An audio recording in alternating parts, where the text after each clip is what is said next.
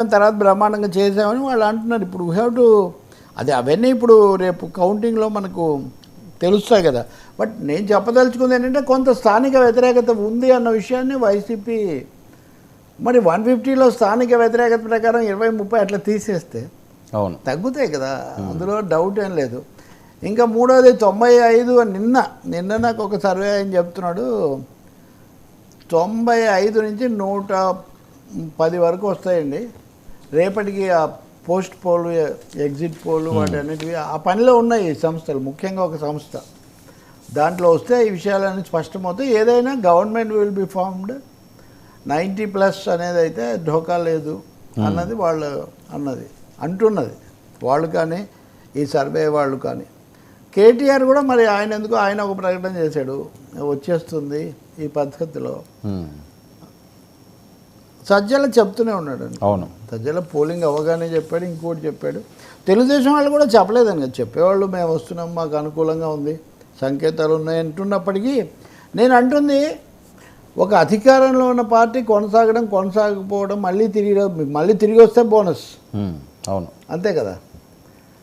ప్రతిపక్షంలో ఉండి ఎలా అయినా రావాలని ఫైట్ చేసిన పార్టీ ఎక్కువగా క్లెయిమ్ చేయాలి కదా అంతకుముందు. That is what that kind of enthusiasm euphoria అయితే కనిపించట్లేదు. జాగ్రత్తగా ఉండాలనుకున్నారేమో మనకు తెలియదు, కానీ కొంచెం అతి జాగ్రత్తగా ఉంది తెలుగుదేశం అని. వాళ్ళని వదిలేయండి, ఈ బూతులు తిట్టేవాళ్ళు లేదా విరుచుకుపడేవాళ్ళు వాళ్ళు కూడా సైలెంట్ అయ్యారు. ఇప్పుడు ఈరోజు మీరు పత్రికల్లో చూస్తే కూడా సోషల్ మీడియా ఒక్కసారిగా వైబ్రెంట్ నుంచి సైలెంట్ ఎందుకు అయింది, దీనికి సమాధానం లేదంటే ఒకటేమో వాళ్ళకు అంతకుముందంత అవసరం వాళ్ళతో ఉండదు, తేడా వస్తే వాళ్ళు సైలెంట్ అవుతారు, మరీ ఎక్కువ మాట్లాడకండి అని చెప్తారు. ఇంకా కొంచెం సిగ్నల్స్ వస్తే చర్చలకు రావడం కూడా మానేస్తారు. అంతకుముందు తగ్గిన పరిస్థితి కూడా ఉంది కదా. సో అక్కడ తేడా అయితే చిన్న తేడా కొడుతుందన్న మాటలు వాడిన వాళ్ళు కూడా ఉన్నారు. మీరు చేశారు కదా వర్మ చర్చలు ఈ 2 రోజుల్లో, మీకు తెలుస్తుంది కదా. వాళ్ళు ఇప్పుడు ఉదాహరణకు కొంతమంది చాలా హిరాయిక్గా డిఫెండ్ చేసిన వాళ్ళు ఏవొచ్చు అవతరాళ్ళు మాట్లాడిన దాంట్లో ఏమన్నా లొసుగులు దొరికితే పట్టుకుందాం అనే కాక యాక్టివ్గా లేదులేండి. నేను ఒక ఆయన ఉదాహరణకు సీఎం రమేష్ ఎందుకు ఓపెన్ నా మీద ఆయన పేరు పెట్టి కామెంట్ చేశాను. నేను అక్కడికి వెళ్ళలేదు కాబట్టి ఇక్కడ మాట్లాడుతున్నా. నేను అసలు నిజానికి అన్నదేం లేదు. నాతో ఒక సర్వే ఆయన ఉన్నాడు, ఆయన ఉద్యోగులు ఓట్లు అది ఇది అన్నప్పుడు ఉద్యోగులు వేరే ఊర్ల నుంచి వచ్చిన వాళ్ళు, వేరే ఊరి నుంచి వచ్చిన వాళ్ళు, వేరే సిటీ నుంచి వచ్చిన వాళ్ళు అందరూ వైసీపీ మీ టీడీపీకే వేశారని మనం ఎలా చెప్పగలుగుతాము?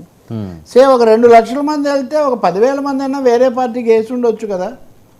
అలాగే ఉద్యోగస్తుల్లో కూడా అంతా ఎట్లుంటుంది, కొంతమంది అయినా కొంత పర్సెంటేజ్ ఉంటుంది కదా. ఇదొకటే నేను అన్నది. నిజానికి ఇందులో అంత తీవ్రంగా రెచ్చిపోవాల్సిన అవసరం ఏం లేదు. కానీ దానికి ఇప్పుడు హైదరాబాద్లో ఉండి మాట్లాడుతుంటే హైదరాబాద్ ఏమైనా విదేశమా నాకు అర్థం కాదు.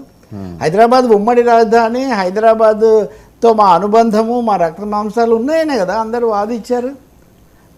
ఇక్కడ ఉన్నాయి కదా అసలు వాళ్ళ ఆస్తులన్నీ పెట్టుబడులన్నీ ఇక్కడే కదా ఉండేది. వాళ్ళ పెద్ద పెద్ద సౌధాలు ఒకరేముంది, ప్రతిపక్ష నాయకుడు ప్రభుత్వ నాయకుడు అందరికీ ఆస్తులు ఇక్కడే ఉన్నాయి కదా. అవన్నీ కాకుండా ఏదో తమ పనిని బట్టో కుటుంబాన్ని బట్టో ఎవడన్నా హైదరాబాద్లో ఉంటే వాడేమో పెద్ద దోషిలాగా హైదరాబాద్లో ఉండి మాట్లాడతారు. హైదరాబాద్ అమెరికాలో ఉండి అక్కడి నుంచి వచ్చి ఇక్కడ ఎన్ఆర్ఐ పాలిటిక్స్ చేయొచ్చు, నిన్న మొన్నటి దాకా బెంగళూరులో ఉండి చేయొచ్చు, ఐటీడీ అది రకరకాల పేర్లతో ఐటీ పేరుతో, లేదా ఇంకో చోట చేయొచ్చు. హైదరాబాద్లో ఉండడం తప్పేలా అవుతుందని నాకు అర్థం కాదు.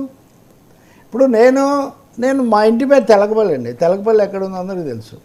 నేను పుట్టింది కర్నూలు అండి. నేను పుట్టిన తర్వాత వారం రోజులకు ఆంధ్ర రాష్ట్ర రాజధాని మారింది. అంటే నేను కరెక్ట్గా 1900 సరదాగా ఆసక్తికరంగా చెప్తాను, 1953 అక్టోబర్ 24న పుట్టాను. అక్టోబర్ 1న రాజధాని మారింది. అంటే ఆంధ్ర రాష్ట్ర రాజధానిగా ఉన్న కర్నూలులో పుట్టాను నేను పుట్టినప్పుడు. నేను జర్నలిస్ట్గా పుట్టింది పెరిగిందంతా విజయవాడ ప్రింట్ మీడియా. నేను 1992లోనే నేను విజయవాడ ప్రెస్ క్లబ్ అధ్యక్షుడిని. విపి సింగ్, ప్రణబ్ ముఖర్జీ, అశోక్ సింఘాలు, బసవపున్నయ్య గారు, రాజేశ్వరరావు గారు, ఒకరేముందండి Rajasekhara Reddy. Mister Rajasekhara Reddy is a leader with difference and of course dissidence అంటే అందరు నవ్వారు ఆయన అసమ్మతి. అంటే నేను చెప్తుందేనంటే మన అనుబంధాలు అప్పటి నుంచి ఉన్నవి.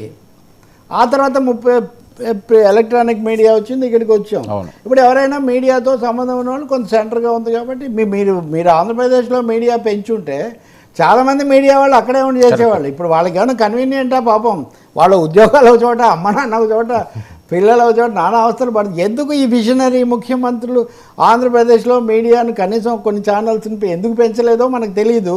అలాగే వాళ్ళ తరఫున కట్టకట్టుకొని ఉన్న ఛానల్స్ వాళ్ళు కూడా అక్కడ ఎందుకు పెంచలేదో నాకు తెలియదు. నిజంగా నిజమైన ప్రశ్న.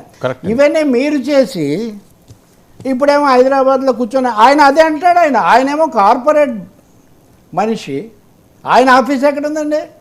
అవును. కాబట్టి ఆయన ఏ ఊళ్ళో పుట్టాడు, ఎక్కడ పోటీ చేస్తున్నాడు, ఇప్పుడు అడగలితే చాలా ఉంటాయి. నేను వాటిలోకి ఎప్పుడు పోలేదు, సంకుచితమైన విషయాల్లోకి పోవడం ఎందుకని. తర్వాత వాళ్ళు తగ్గించారు, నేను దాని మీద కూడా జవాబు పెట్టాను. నేను చెప్తుంది ఏంటంటే అనవసరమైన పక్కదోవలు పట్టించడం తప్ప. రెండో ప్రశ్న నేను అడిగాను, బీజేపీ వల్ల నెగిటివ్ వస్తుందన్నారు, ఆ విషయం ఎందుకు మాట్లాడలేదు? చెప్పాలి కదండి. అవును. బీజేపీతో కలవడం నష్టమని అందరూ అన్నారు, ఎందుకు ఆయన బీజేపీ అయిండొచ్చు. కాబట్టి కొంతమంది ఏంటంటే అనవసరమైన అంశాల్లోకి తీసుకొని పోవడానికి, పెంచడానికి, దానివల్ల అత్త మీద కోపం దుత్త మీద చూపించినట్టుగా పాపం. నేను అది కూడా చెప్పానండి, ఒక ప్రతి చోట ఎవరు సర్లే మీ ఛానల్ నీ పేరేంటి వచ్చావా, వాడేం చేస్తాడండి? వాళ్ళ యాజమాన్యానికి మీకు సంబంధం లేవా? వాళ్ళు కొన్ని రోజులు మిమ్మల్ని బలపరుచుంటారు, కొన్ని రోజులు ఇటు మారి ఉంటారు. పాపం మా పూర్ రిపోర్టర్ వాడికి ఎంత వస్తుందో ఎప్పుడు వస్తుందో వాడు ఏదో పని చేసుకుంటూ ఉంటాడు. వాడిని అందరిలో అవమానించడం, జర్నలిస్టులు నలిగిపోతున్నారు. మొన్న కేసీఆర్ మీద కూడా నేను మాట్లాడాను. రాహుల్ పాపం, రాహుల్ వైర్లో పనిచేస్తున్నాడు ఇప్పుడు. నిన్న కూడా రాహుల్కున్న నా కామెంట్స్ అన్నీ నేను మొన్నే రాశాడు యాక్చువల్ సేమ్ పోలింగ్ డే. అతను అంతకుముందు my close friend mister Rahul, ఇప్పుడు హఠాత్తుగా ఎందుకే రాహుల్ అనవసరమైనవన్నీ అంటే అతను అప్పుడే ఒకటే అడిగాడు, ఇప్పుడు ఒకటే అడిగాడు. పాపం అతను ఏమడిగాడు, ట్యాపింగ్ కేసులో ఇలా చెప్పాడు కదండి, మీరు ఖండించండి. రాహుల్ ఏం చేశాడు మధ్యలో? నేను అనేది ఒకటే, ఉరిమి దేని మీద పడినట్టుగా మీడియా మీద మాట్లాడే వాళ్ళ మీద పడటము, వాళ్ళకి ఏదో ఉద్దేశాలు ఆపాదించడం చాలా చాలా పొరపాటు అండి. ఇంకా నా ఎక్స్పీరియన్స్లో చాలా ఇంతకంటే ప్రత్యక్షమైన ఉన్నాయి కానీ నేను పర్సనలైజ్ చేయదలుచుకోలేదు. సో ఆ స్తబ్దత, అక్కడ స్తబ్దత ఉంది, దాన్ని తీసుకొచ్చి వీళ్ళ మీద ఉరుముతున్నారు అంతే. ఇంకా అంతకంటే వేరే గొడవ ఏం లేదు. ప్రతి ఒక్కరూ ఫోన్ చేయడం ఎలా ఉంటుంది, ఏమవుతుంది అని చెప్పడం. సార్ ఏంటి బ్యూరోక్రాట్ల సందర్ని ఎలా చూడాలి? బ్యూరోక్రాట్లది కూడా ఇది కూడా ఏది నిజం ఏది కాదు ఒక ప్రశ్న. ఒక 4-5 కలెక్టర్లు, ఎస్పీలు అంతా చంద్రబాబు గారికి ఫోన్ చేశారు, మేము చెప్పినా వినలేదు, ఓడిపోతున్నారని. ఇంకంతా ఇది పోలింగ్ రోజు నాటి మాట, మనం 2 రోజుల తర్వాత మాట్లాడుతున్నాం, అది కూడా మీరు గుర్తించాలి. ఇలా అయిపోయింది, రిజ్యూమ్ చేంజ్ ఏదో జరగబోతుంది కాబట్టి కొంతమంది బ్యూరోక్రాట్లు హుషారుగా ఉంటారు కదా. ఇప్పుడు ఉదాహరణకు హైదరాబాద్ తెలంగాణ డీజీపీ వెళ్ళి రేవంత్ రెడ్డిని కలుసుకున్నారని ఆయన మీద చర్య కూడా తీసుకున్నారు కదా. కాబట్టి ఇట్లాంటివి దాని మంచెట్లోకి నేను పోవట్లేదు. అలా కొంతమంది అనధికారికంగా చేస్తున్నారు అని వీళ్ళ ఉత్సాహం. కానీ వైసీపీ వాళ్ళు ఏమన్నారండి, ఇది కూడా నేను క్రాస్ చెక్ చేసుకుంటే, ఇది కావాలని ఒకటేమో వీళ్ళకు బెట్టింగులు కట్టే వాళ్ళ కోసం, రెండోదేమో కన్ఫ్యూజ్ చేయడానికి, ఇంకా రాకుండా ఉంటే వాళ్ళని రప్పించడానికి కూడా ఇలాంటి కథలు వదులుతుంటారు. ఇవన్నీ పెద్ద చేంజ్ ఏం లేదు, అందరూ వాచ్ చేస్తున్నారు. మామూలు ప్రజలే జాగ్రత్తగా వాచ్ చేస్తుంటే ఐఏఎస్లు ఐపీఎస్లు వాచ్ చేయరా అని చెప్తున్నారు. సో ఈ స్టోరీకి కూడా 2 ఫేసెస్ ఉన్నాయి. But TDP camp is claiming, మాకు టచ్లోకి వస్తున్నారు, మమ్మల్ని అడుగుతున్నారని. అంటే ముందే ఉంటే కొంచెం పోస్టింగ్లు అవి రకరకాల లెక్కలు ఉంటాయి కదా. అది ఇంకోటి, ఏపీ రాజకీయాల్లో మీరు తాజాగా చివరి ఘట్టం చూస్తే కూడా మాజీ ఐఏఎస్లు చాలా ఎక్కువ. అది వైఆర్ కృష్ణారావు, అది ఎల్వి సుబ్రహ్మణ్యం, అది నిమ్మగడ్డ రమేష్, ఇంకొకరా, ఇట్లా వీళ్ళందరూ వస్తారు సార్ లైవ్లోకి యాక్టివ్గా వస్తారు కదా. వాళ్ళు వస్తారు మాట్లాడతారు. సో వాళ్ళ సంబంధం రావకూడదని ఏం లేదు. జేపీ కూడా అట్లా ఆయన మరీ ఐఏఎస్ దశ దాటిపోయాడు అనుకోండి, మాజీ కాదు, ఆయన మోర్ దెన్ దట్. సో అలా జరిగి ఉండొచ్చు. బట్ టీడీపీ ఈజ్ క్లైమింగ్, మాకు ఇలా